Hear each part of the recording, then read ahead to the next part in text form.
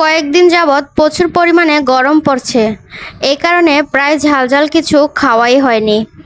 আজকে প্রায় একটুখানি বৃষ্টি হলো, তাই চিন্তা করলাম একটু ঝালঝাল কিছু তো খাওয়াই যায়। চিন্তা করতে করতে আমি ভাবলাম একটুখানি আলুর দমই খেয়ে নেই না হয়। এই জন্য আমি প্রথমেই একটা ছুরি নিয়ে চলে গেলাম আমার মায়ের ছাদ বাগানে। সেখান থেকে আমার চোখে পড়লো আমার মায়ের মরিচ গাছটা, যার ভিতরে মাশাআল্লাহ অনেকগুলো মরিচ রয়েছে। তাই এখান থেকে আমি কিছুটা পরিমাণে মরিচ কানেক্ট করে নিলাম। আর এরপরেই আমি কিন্তু এখান থেকে কানেক্ট করে নিব কিছুটা পরিমাণে ধনিয়া পাতা। আর এই ধনিয়া পাতার জন্যই কিন্তু আমার মূলত ছুরিটা আনা। এই ধনিয়া পাতাগুলো কিন্তু আমি গোড়া থেকে তুলে নিব না। এই ধনিয়া পাতাগুলো আমি এই ছুরিটার সাহায্যে উপর থেকে কেটে নিব। এতে করে এই ধনিয়া পাতা গাছগুলো থেকে আবারও ধনিয়া পাতা হবে। এই তো দেখেন আমি কিন্তু এখানে অনেকগুলো ধনিয়া পাতা কেটে নিলাম। আর ধনিয়া পাতাগুলো কিন্তু নিজেদের চাষ করা হিসেবে অনেকটাই বেশি পরিমাণে টাটকা এবং ফ্রেশ। আর এই সব টাটকা এবং ফ্রেশ জিনিসপত্র দিয়ে যদি কোনো কিছু তৈরি করা হয় তাহলে ওই খাবারটাও কিন্তু একটু বেশি পরিমাণেই টেস্ট হয়ে থাকে। এই দেখেন আমি এখানে একসাথে সব কিছুই নিয়ে নিলাম। মানে আমার আলুর দম করতে যা যা লাগবে আমি এখানে সব কিছুই রেডি করে নিব এখন। এখানে আমি নিয়ে নিলাম অনেকগুলো পরিমাণে আলু। যেহেতু আমরা অনেকে মিলে খাবো তাই অনেকগুলো পরিমাণে আলুই এখানে নিয়ে নিলাম। তারপরে আমি এখানে নিয়ে নিলাম 2টা টমেটো এবং কিছুটা পরিমাণে ধনিয়া পাতা, কাঁচামরিচ এবং কিছুটা পরিমাণে পেঁয়াজ। এই সব কিছুকেই কিন্তু আমি এখন একটু ভালোভাবে কেটে ধুয়ে পরিষ্কার করে নেব। এই তো দেখেন এখানে আমি প্রথমেই আলুটাকে কেটে ধুয়ে পরিষ্কার করে নিচ্ছি। এগুলার কিন্তু আমি এখন চামড়াটা ছিলে নিব না। সেদ্ধ করার পরে খুব সহজে এর ছিলকাগুলো ছিলে নেওয়া যাবে। তারপরে এই তো আমি এখানে মাটির চুলায় আলুগুলো সেদ্ধ বসিয়ে দিয়েছি। আর এখন যেহেতু গ্যাসের দাম প্রচুর পরিমাণে বেশি, তাই আলুটা যেহেতু একটু সিদ্ধ হতে সময় লাগবে, তাই কিন্তু আমি আলুটাকে সিলিন্ডার গ্যাসে না দিয়ে মাটির চুলায় বসিয়ে দিয়েছি। এই তো দেখেন এখানে কিন্তু আলুটা ফুটে গেছে। আর মাত্র অল্প কিছুক্ষণ লাগবে আলুটা সিদ্ধ হতে। তাই আমি এর ভিতরে দিয়ে দিলাম পরিমাণ মতো লবণ। আর লবণটা দেওয়ার পরে আমি আবারও ঢাকনা দিয়ে দিব এই আলুটাকে, মানে আলুটা সিদ্ধ হতে যেই পরিমাণে সময় লাগবে। এরপরে কিন্তু আমি এখানে এই আলুর দম রান্না করার জন্য যা যা লাগবে সব কিছুই কেটে নিয়েছি। এই দেখেন এখানে আমি কেটে নিলাম ধনিয়া পাতা, টমেটো এবং পেঁয়াজ এবং অনেকগুলো পরিমাণে কাঁচামরিচ। আর কাঁচামরিচগুলো দেখতেও কিন্তু খুব বেশি পরিমাণে ভালো লাগছে, কারণ নিজেদের গাছের কাঁচামরিচ, কাঁচা পাকা কাঁচামরিচ দেখতেও ভালো লাগছে। এরপরে আমি এখানে বসিয়ে দিলাম একটা কড়াই। আর কড়াইতে আমি দিয়ে দিলাম কিছুটা পরিমাণে তেল। তেলটা গরম হওয়ার পরেই আমি এখানে দিয়ে দিলাম খানিকটা পরিমাণে পেঁয়াজ কুচি। আর পেঁয়াজ কুচিটা আমি এখানে দিয়ে দিব একটু ভাজা ভাজা হওয়ার জন্য। যখনই পেঁয়াজটা বাদামি কালার হয়ে আসবে তারপরেই কিন্তু আমি এর ভিতরে দিব অন্যান্য মশলাগুলো। পেঁয়াজটা বাদামি কালার হওয়ার আগে যদি এখানে অন্যান্য মশলাগুলো দেওয়া হয় তাহলে কিন্তু কোনো খাবারেরই টেস্ট ভালো আসে না। শুধু এই আলুর দম নয়, যে কোনো রান্নারই কিন্তু পেঁয়াজটা বাদামি কালার হওয়ার পরেই কিন্তু সব মশলা দিলে ওই খাবারের টেস্টটা ভালো হয়। দেখেন এখানে আমি পেঁয়াজটাকে একটুখানি নেড়ে চেড়ে দিলাম ভাজা ভাজা হওয়ার জন্য।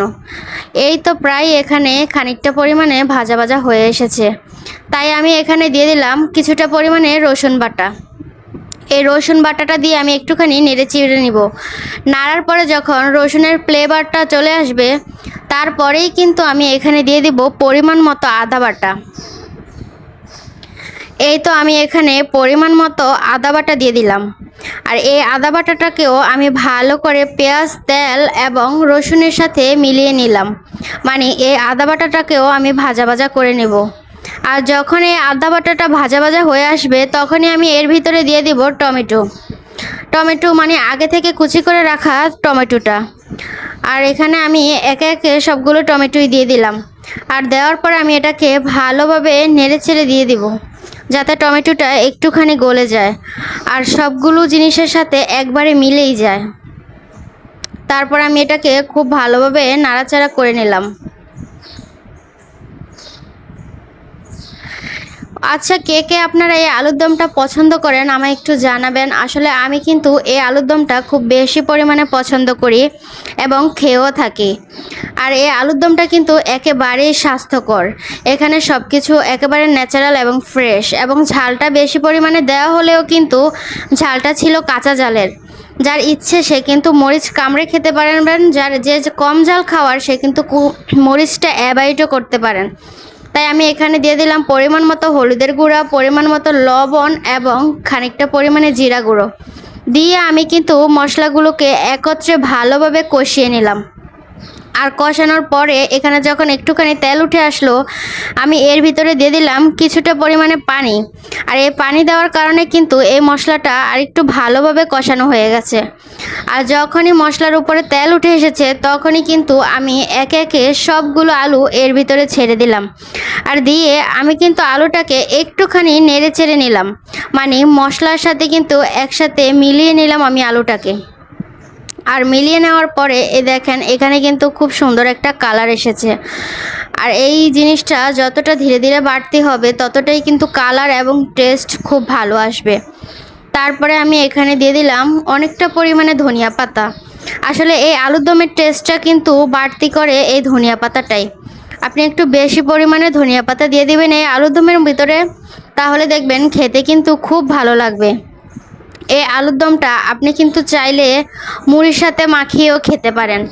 আবার অনেকে যদি এই আলু বেশি পরিমাণে পছন্দ করে থাকেন তাহলে সে কিন্তু ভাত দিয়েও খেতে পারবেন। এতে কিন্তু অনেকটাই ভালো লাগবে আপনার কাছে। আর যারা আলু লাভার তারা কিন্তু এই আলুর দমটা খালিই খেতে পারবেন। যেমন আমি কিন্তু এই আলুর দমটা খালিই খাই। আমার কাছে এই আলুর দমটা খুব বেশি পরিমাণে ভালো লাগে। এই তো দেখেন এরপরে কিন্তু যখন অনেকটাই ভাজা ভাজা হয়ে আসলো আলুটা, তারপরে আমি এখানে দিয়ে দিলাম কেটে রাখা কাঁচামরিচগুলো। আর ওই কাঁচামরিচগুলো দেওয়ার পরে চুলা কিন্তু একবারে লো ফ্লেমে দিয়ে দিতে হবে। আর দেওয়ার পরে ধীরে ধীরে ধীরে ধীরে এই আলুগুলোকে খুব ভালোভাবে নেড়ে নিতে হবে। এতে করে কাঁচামরিচটাও হালকা সিদ্ধ হয়ে আসবে এবং কাঁচামরিচ থেকে ঝালটা একটুখানি পরিমাণে বের হয়ে যাবে। আর হালকা ঝাল আলুর সাথে কমিউনিকেশন হয়ে যাবে। আর যারা এটাকে কান গরম করা ঝালে খেতে চান তারা কিন্তু এই মরিচটাকে এইভাবে নিয়ে আলুর সাথে খেতে পারেন, খুব ভালো লাগবে। যাই হোক বাদ দেন, এবার কিন্তু আমি খেয়ে নেই।